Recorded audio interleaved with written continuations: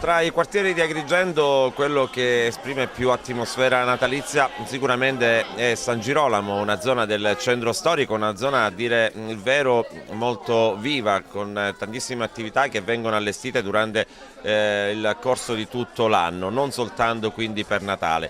Certo, con la sua atmosfera magica il Natale crea una meraviglia imparagonabile con altre manifestazioni forse. Siamo con Nino Di Girolamo, lui è uno degli artefici di questo splendido presepe che vedete alle mie spalle, che ricostruisce praticamente il centro storico di Agrigento, un centro storico che purtroppo ha dei seri problemi.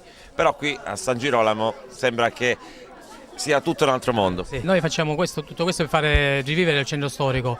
Poi abbiamo fatto questo presepe che già è 11 anni che già l'abbiamo fatto.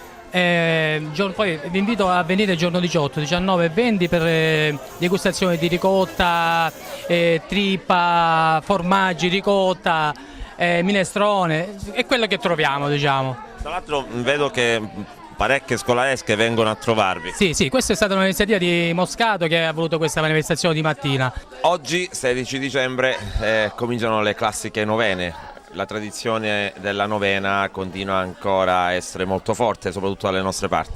Il nostro gruppo è da più di 20 anni che fa questo tipo di diciamo, spettacoli, andiamo nelle scuole, andiamo dove diciamo, c'è un ambiente triste, nelle case di riposo. Siamo stati anche in tanti paesi della provincia, ieri siamo stati a Luccasicola e abbiamo iniziato quest'anno il nostro percorso. Il nostro gruppo è formato da 5 elementi: la zampogna, la fisarmonica, il piffero, il tamburo siciliano e la chitarra.